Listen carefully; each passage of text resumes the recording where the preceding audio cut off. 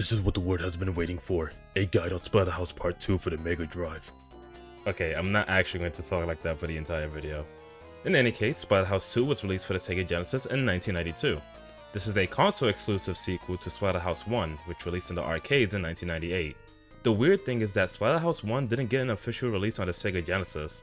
It did get a port on a few consoles like the TurboGrafx-16, but that's about it. Now, my experience with the Splatterhouse series was a very rocky one. I first played Splatterhouse 3 on the Sega Genesis way back when. When I got a Wii years later, I played the Virtual Console release of Splatterhouse 1 for the TurboGrafx-16. And finally, I got to experience Splatterhouse 2 thanks to the Splatterhouse game that came out on PS3. I actually like this game. I actually don't remember much of it since it's been over a decade since I've last played this. But I did enjoy it at the time, and I also enjoyed the original trilogy it came with. On the topic of Splatterhouse 2, it looks really good for a 1992 Sega Genesis game. It's as gory as it can get, and the gameplay itself is solid. But before I go on, let's go over the controls. A and C is used to jump, and B is used to attack. You can punch, kick while crouching, and kick while jumping. If you hold down and forward and press B when landing from a jump, you will perform a powerful slide. Splatterhouse 2 is a side-scroller where you must make it to the end of the stage and defeat the boss to move on. Losing a life will start you at a checkpoint, and continuing will start you at the beginning of the stage. Along the way, you will find weapons that you can pick up by pressing down.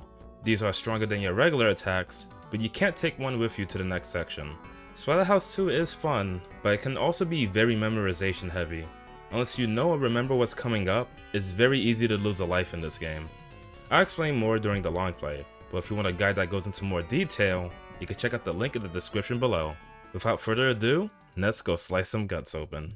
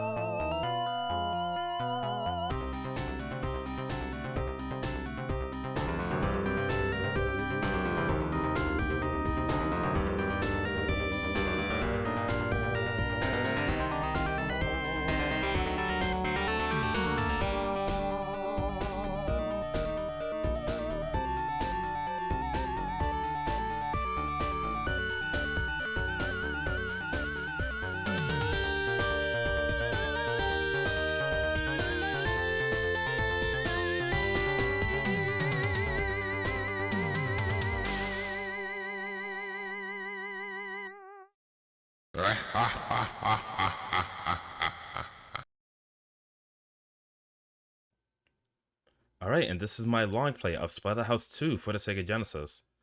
Now, I am commentating over a run I already did, and I'm going to explain the game along the way. Now, first things first, you see me change the difficulty here. There are 3 of them. There's normal, difficult, and game master. The only difference from my experience is the amount of health you have. So on normal you have 4, and on game master you have 2. Like, the enemies seem the same. There's no difference in the patterns.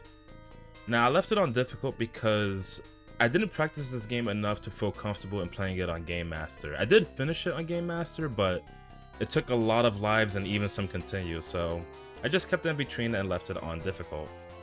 Which is fine, because the only difference between like playing it on Game Master or normal is that you get a special message at the end. And you also get a message at the end of playing on the difficult setting, so I'll probably show both when we get to the end of the game. Anyways, stage 1 is, oh wow, I actually took a hit there. Stage 1 is pretty simple. As you can see, there's a 2x4, and if you press down, you can pick it up and make them splat on the wall. And yeah, this is a pretty easy stage. You see these leeches, when they, I think I get hit purpose. I think I get hit on purpose to show what happens when they hit you, because when these latch onto you, they actually like cling. And what you should do there is actually kick them off you, because if they stay on you and your invincibility runs out, you'll take another hit. So make sure you don't let that happen. So you just keep moving forward here. This is a pretty easy stage, and now we are already up to the boss room. And the first boss is really easy. You'll see that in a bit.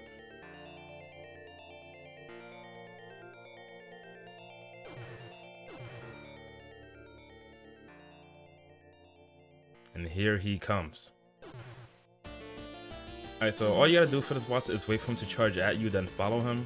So you see him do that a few times. I'm just waiting for the right moment. Follow him and just keep punching. If you're close enough, he can't hit you at all, and that's it. Done. Now, make sure you back up, because the ooze that spills out can actually damage you, and if that kills you, you actually have to do that fight again, so don't let that happen. An elevator. A secret entrance to the house. Well, to the house is a question mark. Now, the elevator stage. My advice is to stay right between the second and third squares of the floor, like right where that line is. Just stay in this spot, and you should be able to deal with both of the. These are called screaming. Oh, actually, I got hit there too. I should mention that this run isn't perfect. I think I lost 2 lives during this run, and I'll probably go over that when it happens. But yeah, for this section, just stay right here. You'll be able to punch the screaming memes on the left and the ones on the right, because even if they do that far jump, you can see that they land right into your fist. And if they do the short jump, which to the middle, you can still punch them out of the air to the right. So this spot's just really good. Sometimes I do move right just in case the meme land right on me, but yeah, pretty easy part if you know where to stand. Now, you don't need any memorization at all. Just stay in that spot in particular, and you should be good. Alright, this part, oh man, the music to this game is so good. Alright, it's not amazing, but like, it just really fits the atmosphere. So now you have to face these purple memes. These take 2 hits to defeat. As you can see, they have really long reach. And they'll pop up a lot throughout this game. The strategy I usually use is, you want to back up every now and then, so that if you do bump into one that jumps forward, you have time to like back up and hit them out of the air, like when they try to jump in on you. You can see these spikes, just jump over them as they go down. Yeah, I'm just backing up, and then I hit them again. Every time you when you hit them, they'll always do a small jump forward, so always be on the lookout for that. See, like right there. So it's really simple. And again, the same thing for the ones coming up. So here's the bone weapon. These will defeat them in 1 hit. Again, wait for them to attack and then go in. Now the ones that just walk, they only attack once, but you see the one that's like jumping right there. They actually attack twice, and that's when you should go in. So just jump over the. Wow, took a damage there. So, but I'm pretty sure I get through the boss battle with one heart left. So yeah, the slimes, you can't really defeat them, so just hit them and quickly jump over them. And now for the boss battle. Alright, so this boss is a 3-step pattern. It will do 3 patterns. It'll do 3 patterns, and then it'll go back to the first one. So I'll explain that a bit. So kick in the eye, and you want to punch the faces to the left, and then get ready to jump over the projectile and hit the boss again if you can. Now shoot have faces to the right, so just punch to the right. Now after the third pattern, you want to be in the middle and like punch the right face and quickly crouch kick the left faces. And then if you don't have time to hit the boss, don't force it. It's much better to get in position to deal with the faces that spawn instead of potentially taking damage from trying to damage the boss. Because you can't, if you do make contact with the boss, that counts as getting hit as well. But yeah, pretty simple pattern. Again, when the faces come from both sides, you can hit the right face with a punch, and the 2 faces on the left can both be dealt with a crouch kick. But I had a hard time crouching there, so you didn't see that happen. The stench of this foul river is overwhelming. I must continue upstream. Hopefully I didn't miss that word, but it's all good. I am talking really fast, and I do apologize in advance. Alright, so same thing, a lot of screaming memes yet again, the purple ones. But now there are piranhas, and they work similar to the leeches. If they latch onto you, you have to quickly kick them off you to prevent further damage. Now usually what I do during these rivers is I jump forward and get ready to jump kick. If you mash jump kick, most likely than not you will miss, so it's all about timing here. And of course some memorization. As you can see for that second piranha, I actually, like that piranha right there, I actually ducked instead of trying to hit it. Though I was trying to do jump kicks, but like I crouched just in case I missed, which I did. And as usual, when it comes to these memes, always back up first when you see them, just in case they jump forward, because if they jump right on top of you, you're most likely taking a hit. It's not like you have like a good anti-air for when they're directly above you. Now this part, you want to jump and kick this meme right when you get close. So here it comes. And there should be one more piranha. Actually, you can't jump kick it, but I decided to wait. And I think if you wait there for a while, another one will spawn, so quickly move out the way. Punch him to the pond. I was about to say river. And there should be two piranhas here. So there's one, kick that meme, and then here's the second one. I'm going to crouch kick it. And now we're up to the boss. And this boss is really easy if you know what to do, which is the case for many of the bosses in this game now that I think about it. So there'll be a chainsaw and some scissors. Just go all the way to the right immediately and get ready to jump kick the scissors when they go up. And to keep this safe, just stay here and keep punching. Sooner or later, the chainsaw will go to the right. Will drop down from the hole on the right. So you just punch it once. There it is. And now you gotta punch it again to make the chainsaw fall down so you can use it, because you have to use this chainsaw against the boss. I don't know if the boss can be beat without it, but yeah, so after you kick the scissors, just wait down here and then go to the right and get ready to chainsaw the boss that comes down. Do it again, and now you have to hit the one on the left. So I'm gonna hit it once, go to the left side once I hit it. Well, you can do it after hitting it once, but I just waited till I hit it twice. So now we're on the left side. Now what you have to look out for is when only two of them appear in the middle. When that happens, you have to go forward and hit one of them. Because if you don't, then the split will most likely hit you. So there it is. That's the third one down, and now there's one more left, and the boss fight will almost be over. There is one last surprise. So after you defeat those 4 bosses, move out of the middle because there is a nasty surprise. You see an enemy pop up in the middle, and just chainsaw him 3 times in order to win the battle. And there's going to be, yeah, that's a lot of flashing. I might have to darken the screen for that, so. And yeah, that is the 3rd boss. So yeah, I didn't mention, like, you do have to take out the scissors. Oh wait, hold on. I see a building on that island. It's the house. So I didn't mention that, like, you do have to hit, after you pick up the chainsaw, you do have to hit the scissors in order to proceed to the next part of the boss fight. So that's what you see me did there earlier. Now this part, I always use jump kicks, and there is an ore you can pick up, but it can be weird to use since you can't use jump kicks while you have the ore equipped. You see it pop up soon, just look at the ground carefully. There it is, and watch this. Look at that animation, looks so cool. But the thing with the ore is that it does slow you down, so if you just keep attacking with it and you don't time your attacks, look how close that thing is. Most likely than not, that sea creature is going to get a hit in on you. You can do it, it's easier to do it without the ore, but I'm just showing that you can do it and not take damage there. But yeah, really cool weapon. It is one of my favorites, just because of the animation alone. It's really cool to see them get hit to the river. Now this part right here, there will be a lot of ghouls and these blue faces. Now you can hit the blue faces, but it takes a lot of hits to take them down. But more importantly, when they make contact, they don't deal damage. They actually will reverse your controls for a certain amount of time. The problem with this is that you can't tell when they're about to expire. So once they expire and you're still holding like left to go forward, all of a sudden you'll be going backwards. So for this part right here, when you see multiple holes, I'm just holding left and purposely letting my controls get reversed, because, like, again, the worst case scenario is that, like, it expires and then now I'm going the other direction. I fall into the hole. And you don't want to fall into those holes because you'll be sent to a dungeon that's kind of difficult, full of a lot of ghouls and spikes. And you'll respawn in that dungeon if you lose a life. So you have to do that dungeon in order to get to this boss fight. Other than that, here is the 4th boss. Pretty easy. Now, if this is your first time playing and you don't know it, will be a really hard boss to hit, but once you learn what to do, it's easy. Just Wait for the boss to jump at you and jump right into your fist. That's all you have to do. If you get too close to the boss, it would just jump back and slide. So, like right there, because I think I was because I was punching that I got scared and just like backed up. So just wait for it to jump into you and then just punch. That's all you have to do here. It's really not that hard. And then just jump over the slide and yeah, pretty easy pattern. That's all. The slide is the only attack it has, so really no problem here. It's the second phase that's definitely a problem if you don't know what to do about it. Ooh, I took a hit there. Alright, so it should be done right here, and right when the second phase is about to start, immediately keep crouch kicking. And then hit it one more time, and now here's what you have to do. You have to slowly get close, inch your way forward with crouch kicks, and then slightly back up and punch it. So I'm going to do it again, just slowly inch forward with crouch kicks, back up and punch. And if you want to end it with some style, you can defeat it with a slide. There we go.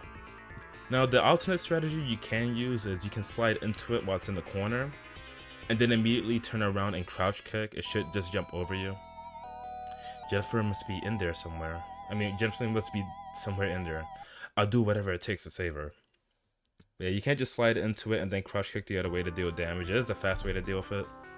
Now this is stage 5. This is the longest stage in the game, and I kinda hate this stage, mainly because it's just, it's just my personal issue. It just feels like a long gauntlet, really, and like, I think I actually lose a life here. I just had a really bad start. Like, yeah, I got hit by the hand, and then, yeah, I was panicking. I think it was at this point where I just gave up. I just said, screw it, maybe just start that over. Maybe actually do this for real this time. Alright, so that is the first step for the run, and I think there's one more coming up later, but not in this stage. So, now I'm going to do it right this time, hopefully. Again, just deal with the mimis, like, back up when they're attacking or when they're jumping. I should say when you see them. And watch out for the hands. For this part, I just back up. There we go. Yeah, much better. So yeah, just keep moving forward. It's just nothing but, from here, the hands will stop spawning. It will just be nothing but, mimis. And they seem to jump a bit further when they get hit, so keep that in mind as you go through the stage. This one coming from behind, that's really fair. And there's the shotgun. This is the only weapon in the game where you have to press up in order to actually use it. You get 8 shots. There's only 7 mimis, so technically if you land all your shots, you only need 7 shots is what I'm saying, assuming you land all of them. Well, I actually got hit there. I wonder how many times I said that I actually got hit there. Yeah, as long as you land all your shots, you should still have like 1 bullet left by the end, but it doesn't really matter because you can't take weapons with you to the next section. And I don't think I mentioned this, but when you have a weapon equipped, you can no longer punch or jump kick, so always keep that in mind. That's the reason why, like in stage 4 with the ore, it can be a bit harder since you can't jump kick anymore or punch. But you can still crouch kick when you have a weapon equipped, so that's pretty good. So I'm trying to get through this part. I don't know why I was taking my time, because I'm pretty sure I take a hit here if I'm trying to like, yeah, I should have just jumped, but it's all good. Because I'm pretty sure, despite my low life, I get through this without taking a hit. And yeah, I should mention, you don't get your health back. There are no like health upgrades in this, like, not health upgrades, but there are no health pickups. So when you're going through a stage, like, the health you have is all you get until you like lose a life. But when you do finish the stage, you do get 2 hit points back. And for the case of Game Master mode, you will always have 2 hit points no matter what, so yeah. Now this part of the hands, you see right there that when they came from both sides, I instead jumped to the left to jump over the hand that was coming from the left, and then I kicked the hands to the right. I feel that's the best way to deal with that part, because if you try to kick from both sides, it doesn't feel like it's fast enough for you to turn around and hit both of them, so you just end up taking damage. So once I see both hands come from, like 3 hands in total, and like one of them's coming from each direction, I just jump to the left to avoid one of them and then kick the rest. Now this part is kind of hard if you don't know where to spawn. So you see that one of those cylinders is like bubbling up, and I know that means that, yeah, there it is. So there's a Screaming Mimi. They take 3 hits to take out, but with the slide it's only 2 because the slide deals the most damage. And yeah, this part is really just memorization heavy. You just have to know where each one will spawn from. So you see me already doing a slide. I'm just trying to avoid that one, so I'm still moving. And 2 will spawn around here, so I'm trying to get ready to do a slide kick. which is right around here. There we go, and just keep moving right. Don't even bother like trying to hit them normally. There's one last one right here, just slide. And yeah, easy if you know where to spawn from and if you know how to do the slide consistently. If you don't, then it can be pretty annoying. Now this part is annoying, well, at least for me at least. Like I have this is pretty much, it's this stage and another section that later on in this game that like I struggle with. But there are a lot of slimes here. And what you had, the problem is, unlike the green slimes in stage 2, when you hit these guys, they will immediately like they'll go down for a bit, but they'll immediately like reform and like attack you again. So this is a case of like you're just better off waiting and then jumping over them. And that's what you see me do for the stage. Actually, maybe I did lose a life here, now that I think about it. We'll see. But you see me just trying to wait. I'm trying to wait for that slime to like rush through and then jump over the other one. There we go. So far I'm doing really good here. I really don't remember if I like made it through this part without taking a hit. If I did, that'd be amazing, because when I played this on Game Master on my own, I was losing a lot of lives here. I think I even had to use a continue and start over. At least the stage, I mean. Yeah, just jump over. I think this, wow, I actually did make it. So yeah, that's the thing with Game Master, is just like the only difference is just 2 hit points. The patterns are exactly the same, but it's just a matter of like you have less mistakes to make. So that's what makes that difficulty hard if you don't play this game often. I feel like I can do it if I put more time into this game, but it's okay. Now this part, wow, that was that was really close. So there's a mad scientist over there. What you have to do is avoid the potassium bombs, I think they're called, according to the manual. Now what's cool is that you actually see them on the floor, you can pick it up. And the cool part about these bombs is that they can actually defeat the slimes in one hit. You can hit them at the boss if you want, but you really don't have to, because this is pretty much a long hallway. And once you get to the end, you just have to hit the boss once and he's defeated. So I always save the potassium bombs for the slimes in particular, since hitting the boss with it doesn't really do anything.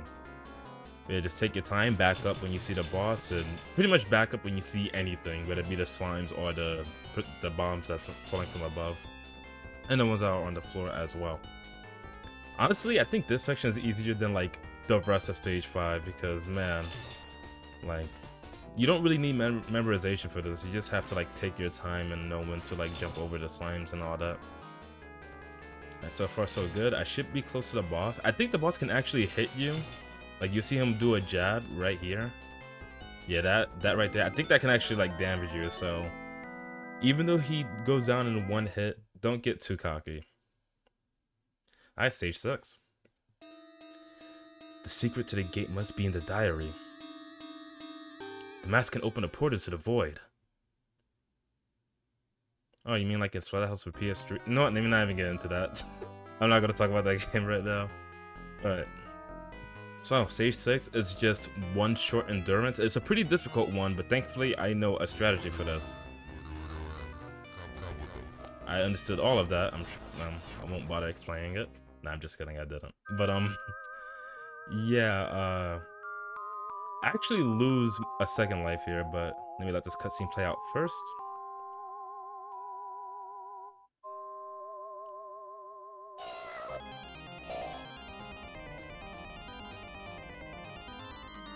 That's some really cool animation.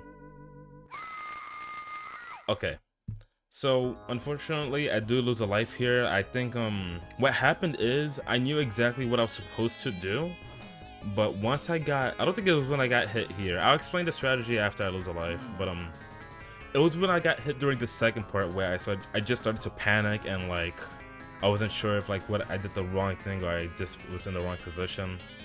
So you see that happen soon. What you're supposed to do here is, like, avoid these faces by, like, dodging and hitting them. But once I got hit, I just started to panic and like, I'm pretty sure I forgot what I was supposed to be doing and I just got hit. But that's fine, that was my fault. Here's what you're actually supposed to do, and I'm pretty sure in this part I actually get through it without taking a hit. So immediately when this part starts, go all the way to the left and stay crouched. Now you can kick most of these cans by crouch kicking, but some of them would jump really high. Those you have to hit by punching. So you see that right here, punch that one. I think there's one more coming up.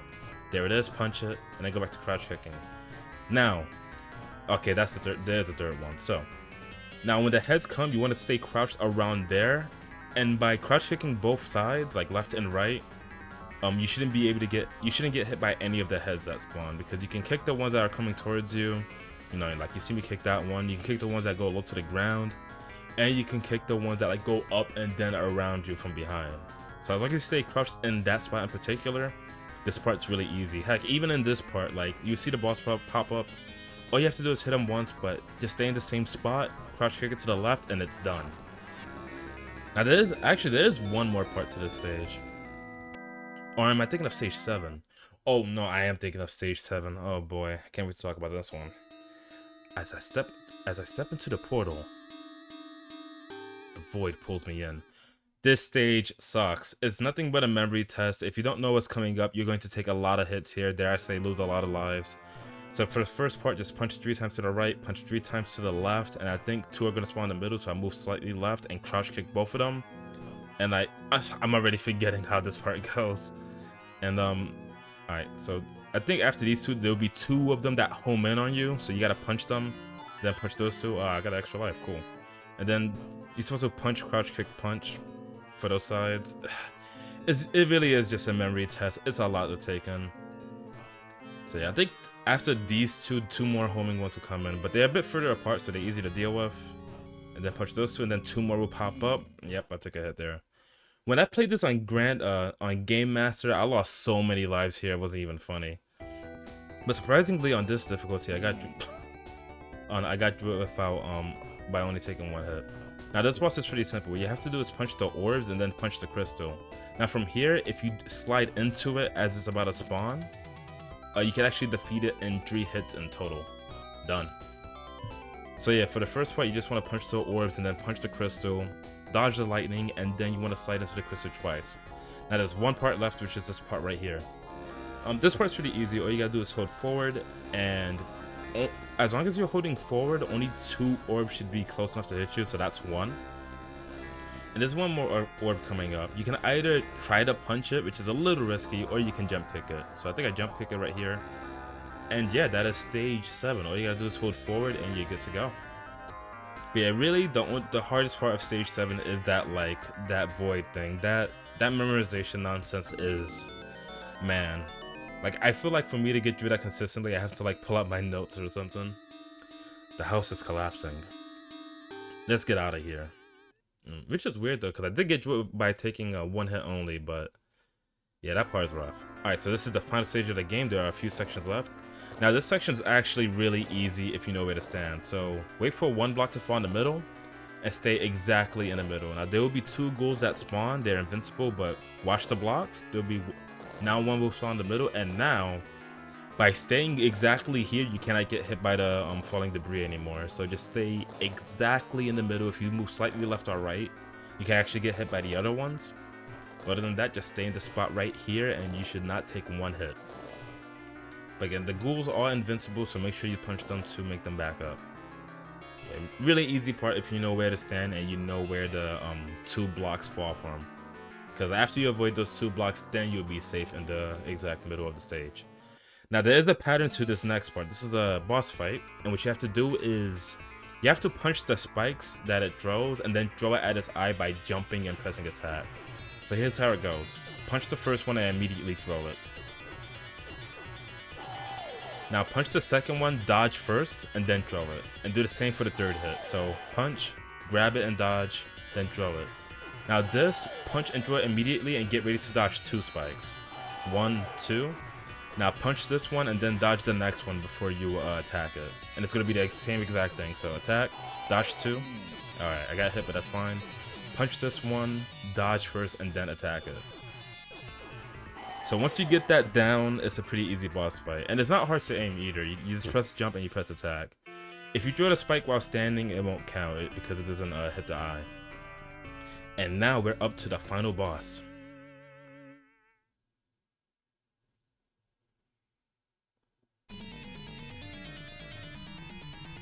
Alright, here he is. So immediately go right, crouch kick, punch. Go left, crouch kick, punch. Make sure you're close enough for the punch, otherwise you would get hit by one of the faces. There we go, make them despawn. Do the same thing for the left. Now after you hit this, go all the way to the left and immediately face right, punch, punch, jump kick, go right, go left, and then look right, punch, move forward a bit, punch, jump kick. Alright, do the same thing, go left, look right, punch, move forward, punch, jump kick. By moving forward, you'd be close enough to jump kick the boss. Punch, move forward, punch, jump kick. Now for the final form. Just keep punching to the right, do it again, now punch to the left, and now you want to punch to the right 3 times. Keep punching. Okay, that's 1, that's 2, do it again, that's 3. Now look to the left, punch it again, that is the 7th. Wow, I actually got hit there. Punch it once there, and then punch it right, and the boss battle is done. So once you know that pattern, it's a really easy boss fight. But as you can see, I did take some damage there. Like, if this was Game Master, that actually would have costed me a life. So I have 1 hit point left. And yeah, here's the ending.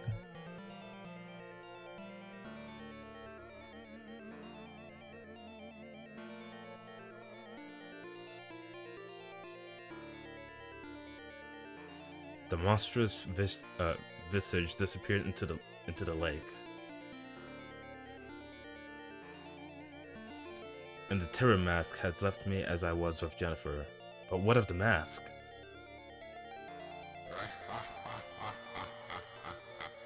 As long as that mask remains, it can happen again. Which is why there is a Splatterhouse 3. And yeah, that is Splatterhouse 2 for the Sega Genesis.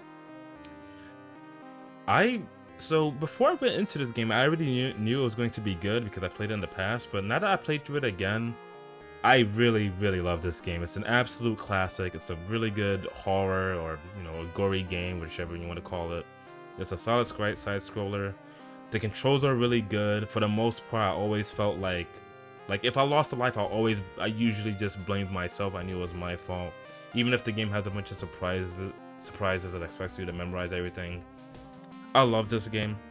It is hard if you're getting into it, like for the first time, but really good game. Even if you just if you're a fan of the Sega Genesis, I highly recommend you at least try it. It's really fun. And yeah, I hope you enjoyed this long play, and with that said, I see you later. Oh, and before the run, I should mention actually before I end my commentary that is after this credits is going to show the message you get for finishing it on difficult. When you finish it on normal, it would just say congratulations. When you finish it on difficult, you see the message that's coming up. And after that, I'll also show the message you get for finishing it on Game Master. Something I can't do yet because well, actually, I finished it on Game Master, and you get the message even if you use a password and go to the last boss and put it on Game Master. And you get that message no matter what, even if you lost lives and use it continue.